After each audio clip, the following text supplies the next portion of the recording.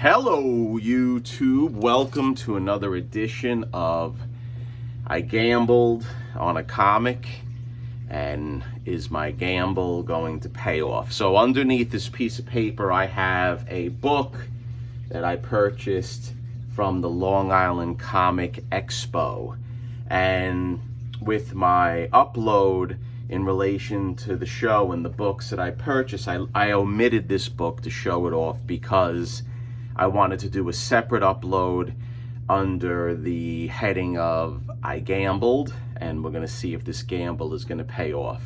So under this piece of paper is, I feel, one of the key Silver Age books for the era, and it is the first appearance of a major superhero team.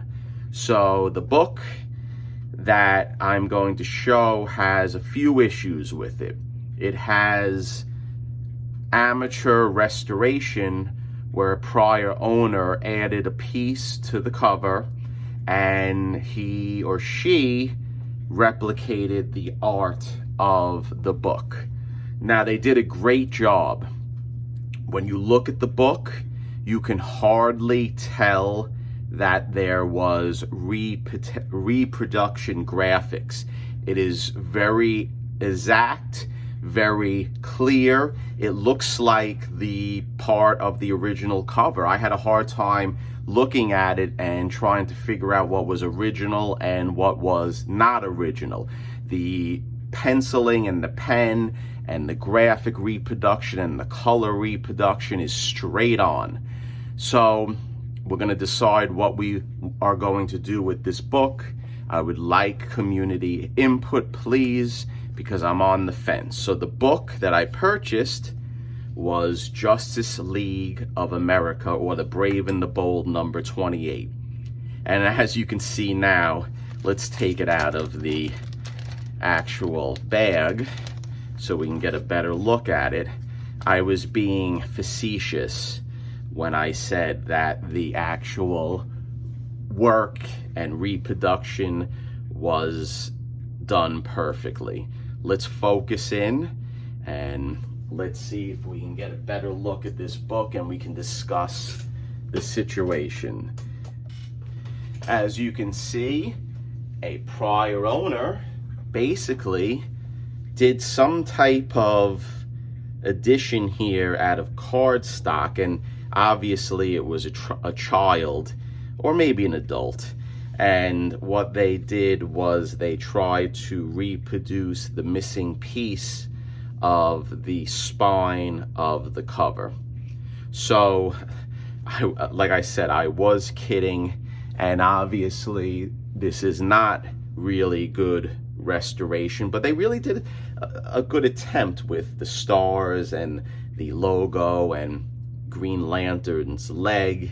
So they did a nice job if they were like a 3 or 4-year-old. So the book has tape in various areas. It has tape holding on the amateur restoration. There is a piece of the Martian Manhunter's cape right here, but there is a significant amount of tape. Also, the seller who sold me the book, it's a fella by the name of Big Dude Comics. He is a dealer. Check him out. He goes to a lot of local shows, and Big Dude Comics is also on Instagram. So the seller thought that it was complete, and the book is complete. The only issue is this is not the original back cover, and I did not know that this was not the original back cover when I purchased it, but it's fine because I don't think that Big Dude Comics tried to pull one over. He's a great guy. I think it was just an error in relation to the back cover. So what I did was, this book is from March 1960.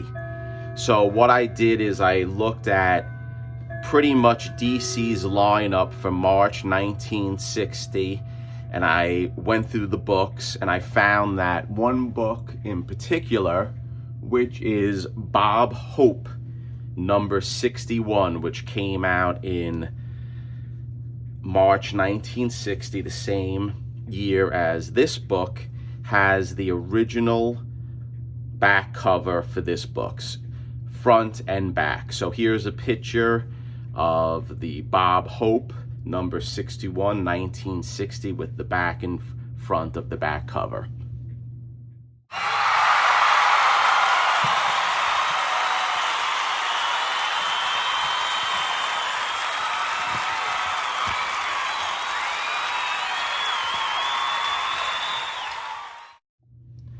As you can see, it is the same, or I'm telling you it is the same based on my research, and I was lucky enough to find a Bob Hope number 61 from England, and I purchased it, and it should be delivered very shortly. I was able to get it for $30-something, so I'm fine with that. I have now the original back cover to this book. So as you can see, it's in pretty rough shape. And there are staples holding the whole book together. There's tape on the interior, tape all on the back. It's riddled with tape. So the issue that I have is, what am I going to do with this book? I haven't decided yet. Is this a book that I could remove the tape, remove the non-original back cover, and try to put everything together and submit it to CGC not conserved? Or should I go the conserved route and actually make this book a book that I most likely can get, in my opinion, once I put the original back cover together? I'm thinking that maybe I will be able to get a 1.8 conserved, or possibly a 2 conserved. And the reason that I am saying that would be based on this Action Comics number 66 that I conserved, and I did receive a 1.8. So with the 1.8 conserved with substantial leaf casting, I think I'll be able to do it. Another similar book that I can gauge is the Hulk 181, that there was extensive leaf casting, and I was able to get a 1.5 conserved. So if I took the conserved route with this book, I'm estimating it a 1.5 to a 2 conserved, and the book will be complete and together. So with that stated, let me tell you what I paid for this book. And I paid more than I usually pay for a lot of books out there. I paid $400 for this book. And the $400 price tag, in my opinion, I think it's a very fair price, because I did some research when I was at the show, and I saw that there is a CGC coverless, just Brave and the Bold number 28 for $700 online. And even coverless CGC books that I researched more that were sold for $600, $700, in that price range. For this book, when I'm done with it, I'll have a 85-90% cover in the front and a full back cover with the interior. So full. So the Justice League to me is one of my favorite ensemble teams, and I always wanted this book, so I did pony up the money. So tell me, guys, what you think. 2 questions. 1, should I take the conserved route, or should I remove everything, submit it, and try to get a universal grade? I'm a little reluctant to do that with CGC based on my Four Colors number 16, first appearance of Mickey Mouse, where I took that route and CGC was unable to seal the deal and put the front cover and the back cover in a nice way before they encapsulated it.